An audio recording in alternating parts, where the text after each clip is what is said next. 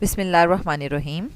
अस्सलाम वालेकुम students, this is second year chemistry और ये सेकेंड वीडियो है जिसमें हम मॉडल पेपर 3 को डिस्कस कर रहे हैं सेकेंड ईयर केमिस्ट्री के लिए।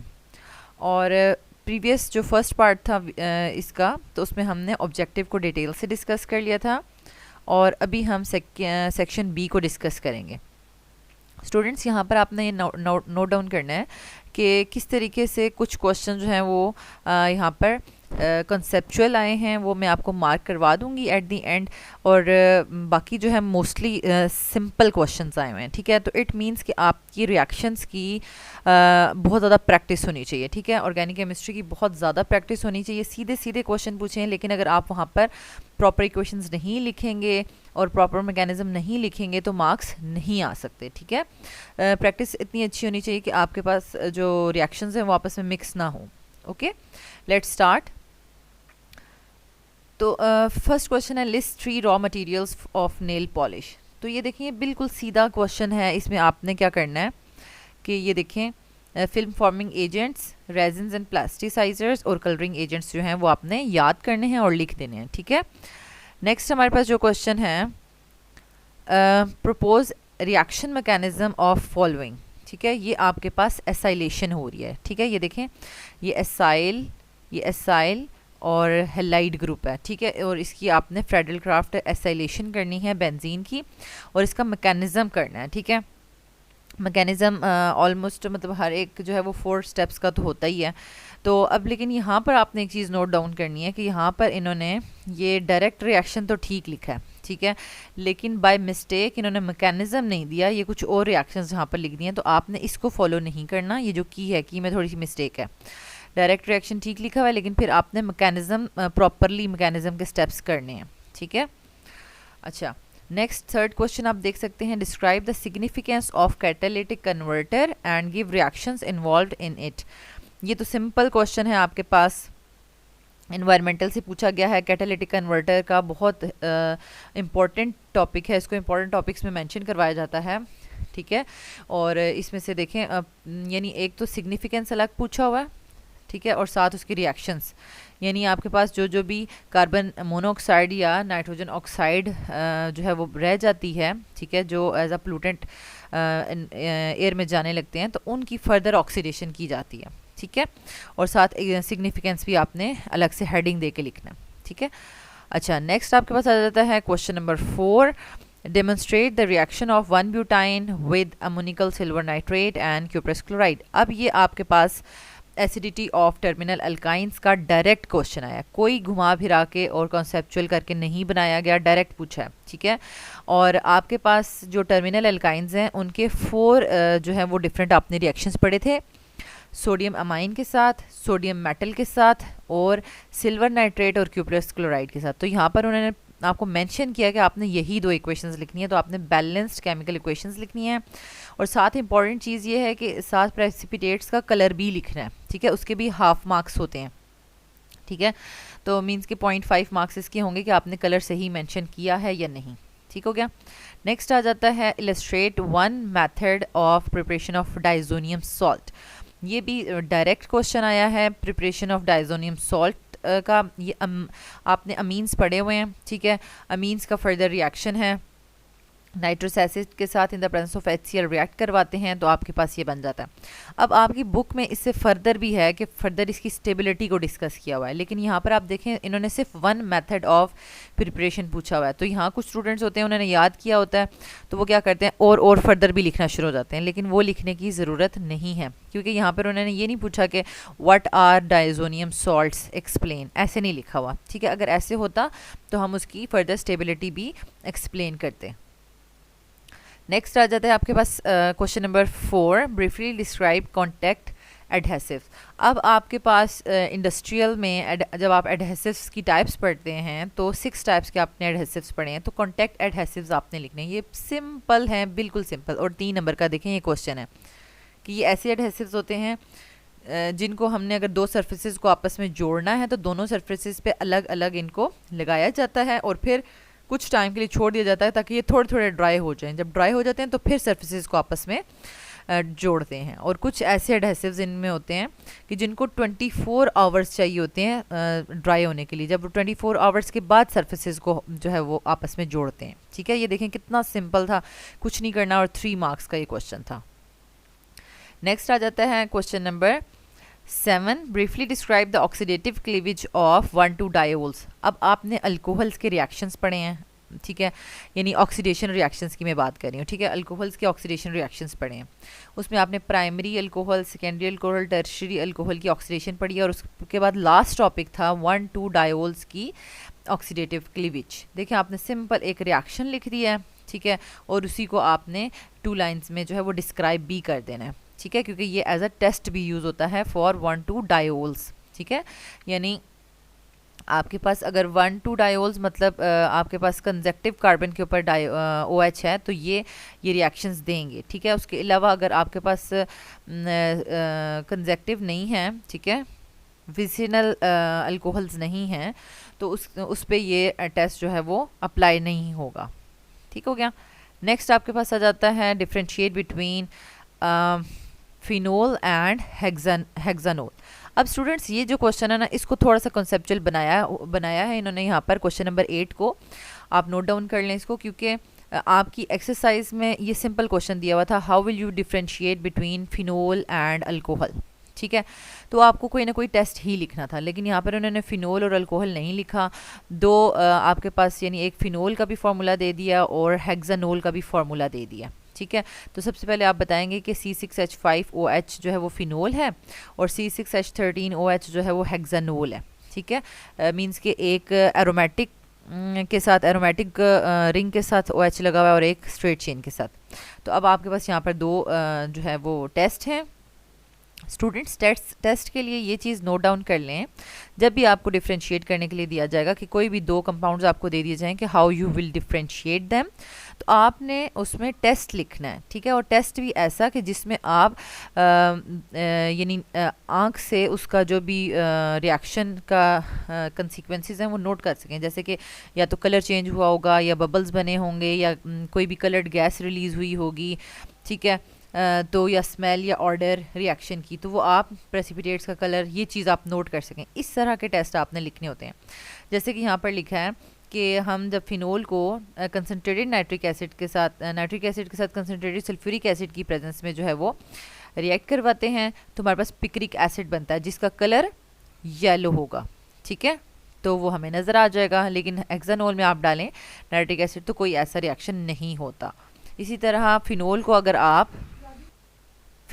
ब्रोमीन वाटर के साथ रिएक्ट करेंगे तो ये आपके पास 2,4,6 ट्राइब्रोमोफिनोल बनाएगा जो कि वाइट प्रेसिपिटेट्स हैं। ठीक है, और हेक्सानोल ये रिएक्शन नहीं देगा। तो इस तरह का ये देखिए इन्होंने कॉन्सेप्चुअल बना लिया है, क्योंकि आपकी एक्सरसाइज का क्वेश्चन था लेकिन इसमें उन्होंने फार्मूला देकर इसको कॉन्सेप्चुअल बना दिया है। नेक्स्ट आ जाता है question number 9, demonstrate the oxidation of. अब ये आपके पास दो, एक एल्डिहाइड है और एक कीटोन है। ठीक है, ब्यूटानॉल एंड ब्यूटानोन, इन दोनों को आपने इनकी ऑक्सीडेशन करनी है। ये भी बिल्कुल सिंपल है। Oxidation of aldehyde and ketones का टॉपिक बहुत इंपॉर्टेंट है और उसमें सिंपल एल्डिहाइड की ऑक्सीडेशन तो बिल्कुल भी मुश्किल नहीं है, आपने एक ऑक्सीजन ऐड कर देना होता है। ठीक है, प्रोडक्ट में। ठीक है, in the presence of oxidising agents. लेकिन जो कीटोन्स की है उसमें आपने देखना है कि आपके पास कीटोन्स जो हैं वो सिमेट्रिकल कीटोन्स हैं या फिर आपके पास जो है ये अनसिमेट्रिकल कीटोन्स हैं। ये भी हमने एल्डिहाइड के चैप्टर में डिटेल से डिस्कस किया हुआ है। तो यहाँ पर देखें जो शॉर्टर चेन होगी ना, ये अगर राइट साइड पे अगर हम देखें तो 2 कार्बन है और लेफ़्ट साइड पे 1 कार्बन है। तो शॉर्टर चेन लेंथ कार्बोनिल के साथ जो है वो अटैच हो जाएगी और दूसरी लॉन्गर जो चेन है वो ब्रेक डाउन हो जाएगी और उसकी अलग से ऑक्सीडेशन हो जाएगी। तो यहाँ पर हमारे पास 2 कार्बन एसिड्स बनेंगे। ठीक है, नेक्स्ट आ जाता है question number 10, propose reaction mechanism of 2,2 dimethyl butanol with sodium hydroxide. अब यहाँ पर ये एक कॉन्सेप्चुअल क्वेश्चन उन्होंने बनाया है कि 2,2 डायमिथाइल ब्यूटानॉल है क्या, यानी जब आप इसकी स्ट्रक्चर लिखेंगे देन यू विल नो कि इसमें एल्डोल कंडेंसेशन हो रही है या कैनिजरोज रिएक्शन हो रहा है। तो 2,2 डायमिथाइल ब्यूटानॉल, ब्यूटानॉल आपके पास होगा 4 कार्बन एल्डिहाइड, ठीक है, ये देखें ये 4 कार्बन एल्डिहाइड बन गया, और 2 डायमिथाइल, यानी ये कार्बन नंबर 1 है, ये कार्बन नंबर 2 है, ठीक है, इस पे हमारे पास इस तरह से अटैच हुआ। अब देखें यहाँ पर हमारे पास ये जो कार्बन है, ठीक है, ये फंक्शनल ग्रुप है एल्डिहाइड का, उसके साथ जो कार्बन है वो अल्फा कार्बन है, ठीक है, अल्फा कार्बन पे कोई भी हाइड्रोजन अटैच नहीं है, ठीक है, दैट्स वाई अल्फा हाइड्रोजन यहाँ पर मिसिंग है। अल्फा हाइड्रोजन ना हो तो कैनिजरोज रिएक्शन होता है, ठीक है। तो यहाँ पर जो स्टूडेंट्स ने कॉन्सेप्ट क्लियर किया होगा तो वो इजीली इसका सिंपल जो है वो कैनिजरोज का मैकेनिज्म कर लिख देंगे यहाँ पर, ये देखें प्रॉपरली आपने लिखना है, ठीक है। नेक्स्ट आ जाएगा briefly discuss the reactivity of ethanoic acid with phenol. अब यहाँ पर भी आपके पास ये कॉन्सेप्चुअल है, क्योंकि आपको इस तरह का एथेनोइक एसिड और फिनोल का आपस में रिएक्शन जो है वो नहीं दिया हुआ, ठीक है। और यहाँ पर इसमें थोड़ी सी मिस्टेक भी है, इसको आप नोट डाउन कर लें। देखें यहाँ पर फिनोल का एसिटिक एसिड के साथ रिएक्शन करवाया है, ठीक है, तो ये किस तरह से रिएक्शन करवाया है, when reaction due to OH bond breaking, यानी OH का बॉन्ड ब्रेक करेगा, हाइड्रोजन जाएगा यहाँ से, ठीक है, और इसके साथ ये पूरा का पूरा एसाइल ग्रुप लग जाएगा, CH3C डबल बॉन्ड O, ठीक है, ये आपको नज़र आ रहा है, साथ यहाँ पर हाइड्रोक्सिल और यहाँ से हाइड्रोजन आ जाएंगे तो वाटर बन जाएगा, ठीक है। अब दूसरा भी आपको फिनोल और एसिटिक एसिड के दरमियान में ही रिएक्शन करना था, लेकिन बाय मिस्टेक यहाँ पर देखें जो की दी हुई है इसमें इन्होंने नाइट्रिक एसिड के साथ रिएक्शन करवा दिया, हालांकि ये यहाँ पर नहीं आता, ठीक है। इसमें अगेन आपने इसको एसिटिक एसिड के साथ ही रिएक्ट करवाना था। तो यहाँ पर आपके पास जो है वो 2 प्रोडक्ट्स बनेंगी, एक ऑर्थो और एक पैरा प्रोडक्ट बनेगी, ठीक है। तो ऑर्थो प्रोडक्ट किस तरह से बनेगी, इस तरीके से हमारे पास फिनोल का OH उसी जगह पर रहेगा, ठीक है, और यहाँ पर देखें यहाँ पर हाइड्रोजन होता है, वो हाइड्रोजन इस हाइड्रोक्सिल के साथ जो है वो अटैच हो जाएगा, और यहाँ पर हमारे पास एसाइल ग्रुप आ जाएगा प्लस वाटर, ठीक है। इसी तरीके से आपके पास पैरा प्रोडक्ट भी बन जाएगी। तो स्टूडेंट्स यहाँ पर आप इसको करेक्ट कर लें, इस तरीके से ये बनेगा, ठीक है, यानी फिनोल और एसिटिक एसिड की रिएक्टिविटी आपने इस तरह से शो की कि जब OH बॉन्ड ब्रेक करेगा तो किस तरह से आपके पास जो है वो एस्टर बनेगा, ठीक है, ये एस्टर बनेगा, और जब बेंजीन रिंग जो होगा उसका रिएक्शन होगा बेंजीन रिंग का, उसमें आपके पास ऑर्थो और पैरा पे एसाइल ग्रुप की एडिशन हो जाएगी, ठीक है। तो आपने इसको करेक्ट कर लेना है। तो ये थोड़ा सा एक कॉन्सेप्चुअल क्वेश्चन था जो कि आपको बुक में डायरेक्ट नहीं मिलेगा, लेकिन कॉन्सेप्ट तो आपने लिया हुआ है कि अगर OH बॉन्ड ब्रेक करे तो फिनोल एसिटिक बिहेव करते हैं, इस तरह के रिएक्शन आपने किए हुए हैं। और दूसरा ये है कि अगर ऑर्थोपैरा डायरेक्टर्स होंगे तो फिनोल जो है वो ऑर्थोपैरा डायरेक्टर बिहेव करता है, ठीक है। नेक्स्ट है question number 12, explain briefly the role of inhibitors in enzyme catalyzed reaction। तो अगेन ये आपके पास बायोकेमिस्ट्री का क्वेश्चन है, और इसमें आपने डायरेक्टली इसको सारा का सारा लिखना है, इरिवर्सिबल, रिवर्सिबल इनहिबिशन, और उसमें आगे फर्दर कम्पिटिटिव और नॉन कम्पिटिटिव इनहिबिशन। नेक्स्ट है question number 13, list down all the various raw materials for petrochemical industry.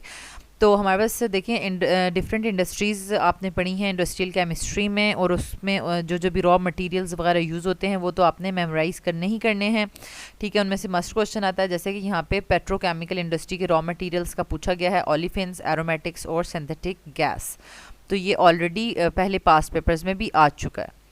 Next आपके पास आ जाता है question number 14, recognise and briefly describe the water pollutants. Again water pollution का topic बहुत ज़्यादा lengthy है आपकी बुक में, लेकिन 3 मार्क्स का क्वेश्चन है, तो आपने सिंपल जो है वो बताने हैं, हल्का थोड़ा थोड़ा सा बताना है कि इसमें क्या क्या इंक्लूड हो रहा है, ठीक है। सस्पेंडेड सॉलिड्स और सेडिमेंट्स हैं, डिजॉल्व सॉलिड्स हैं, उसमें क्या क्या चीज़ें आ जाती हैं, और थर्मल पोल्यूशन में क्या आ जाता है, ठीक है। यानी एक एक लाइन में आपने एक्सप्लेन करना है। नेक्स्ट आ जाता है question number 15, state the reasons electromagnetic spectrum used in IR and UV spectroscopy. अब आप जब इन टेक्निक्स को डिटेल से पढ़ेंगे तो आप बिल्कुल इंट्रोडक्शन में इनकी जो है वो स्पेक्ट्रम की रेंज भी पढ़ेंगे, और ये भी बताएंगे कि IR और UV जो है वो क्या चीज़ जो है वो उसमें हम नोट डाउन करते हैं, इलेक्ट्रॉन्स की कौन सी मूवमेंट को नोट डाउन करते हैं, ठीक है। जैसे कि यहाँ पर इन्होंने लिखा हुआ है कि आईआर में हम जो है वो मॉलिक्यूलर वाइब्रेशंस और रोटेशंस जो है वो उनकी वजह से हम आईआर स्पेक्ट्रोस्कोपी को डिस्कस करते हैं, ठीक है। और इसमें फंक्शनल ग्रुप रीजन की भी रेंज लिखी हुई है और फिंगरप्रिंट की। ये रेंजेस तो आपने याद करनी है ऑब्जेक्टिव के लिए भी, ठीक है। और यूवी की 200 से 800 नैनोमीटर है और इसमें हम एक्साइटेशन ऑफ इलेक्ट्रॉन्स को नोट डाउन करते हैं, ठीक है। नेक्स्ट, ये भी सिंपल था क्वेश्चन। नेक्स्ट है आपके पास question number 16। Explain briefly the trends of oxidation states in group 1, 2, 4 and 7A periodic table। अब आपको चैप्टर नंबर 13 में, यानी पहला जो चैप्टर है उसमें तमाम ग्रुप्स अलग अलग से डिटेल से पढ़ाए गए हैं, लेकिन ये थोड़ा सा कॉन्सेप्चुअल क्वेश्चन इस तरह से इन्होंने बनाया है कि इन्होंने तमाम ग्रुप्स में से सिर्फ ऑक्सीडेशन स्टेट का क्वेश्चन पूछ लिया, ठीक है।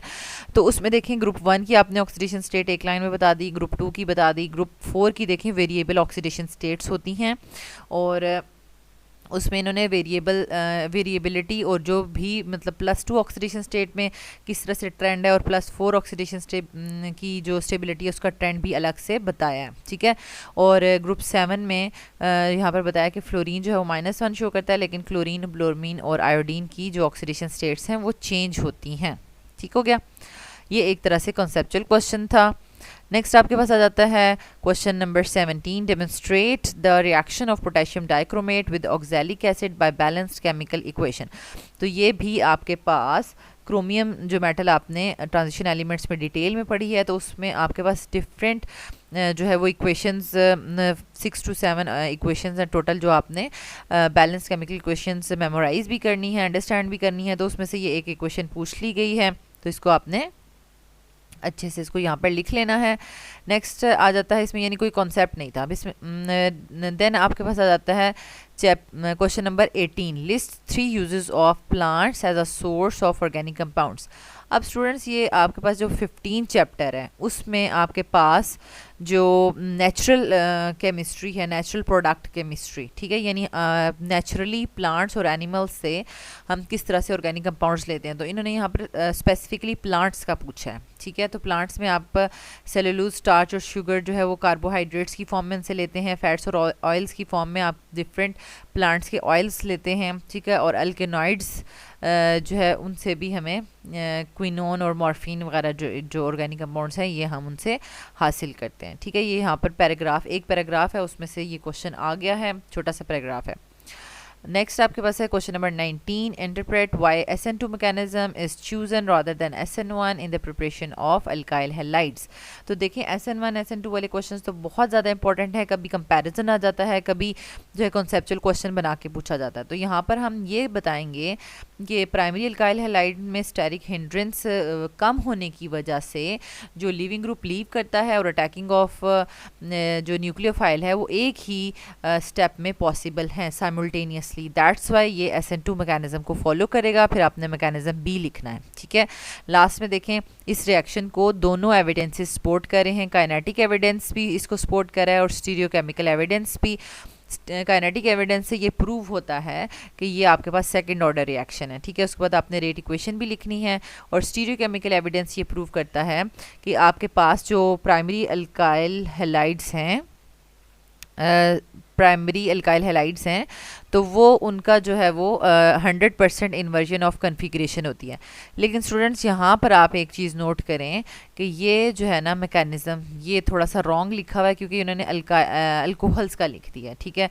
तो ये इसमें मिस्टेक है की में जो इन्होंने अपलोड की हुई है, तो उसको आपने अल्काइल हैलाइड के अकॉर्डिंगली करना है जैसे कि आपकी बुक में दिया हुआ है। और अगर आपने इसको अंडरस्टैंड करना है तो इस जो चैनल पे जाके आप इसकी SN1 SN2 की डिटेल में वीडियो देख सकते हैं, ठीक है। लास्ट में आपके पास सेक्शन बी का क्वेश्चन है identify A and B bye completing reactions. तो ये एक कंसेप्चुअल क्वेश्चन बना दिया जाता है कि अल्कोहल्स की ऑक्सीडेशन से क्या प्रोडक्ट बनेगी। फिर हमें पता है कि ये अल्कोहल से एल्डिहाइड या कीटोन्स बनते हैं, तो फर्दर उनके अंदर सोडियम बाइसल्फाइड कैसे ऐड किया जाता है। तो ठीक है, ये बहुत इजी क्वेश्चन है। सिंपल पाई बॉन्ड, कार्बोनिल का पाई बॉन्ड ब्रेक करना है और ऑक्सीजन के साथ H ऐड कर देना है और बाकी NaSO3 को कार्बन के साथ ऐड कर देना है, ठीक है। तो ये सिंपल है, इसमें कुछ भी मुश्किल नहीं है, लेकिन इस तरह से स्कीम बना के कोई भी और क्वेश्चन दिया जा सकता है। तो स्टूडेंट्स यहाँ पर आप नोट डाउन कर लें कि हमारे पास कॉन्सेप्चुअल जो है वो 5 क्वेश्चंस आए हैं 20 में से, ठीक है। तो आपको तो टोटल 14 अटैम्प्ट करने होते हैं, तो आप 14 जो है वो डायरेक्ट जो क्वेश्चंस आए हैं वो अटैम्प्ट करके फुल मार्क्स गेन कर सकते हैं, ठीक है।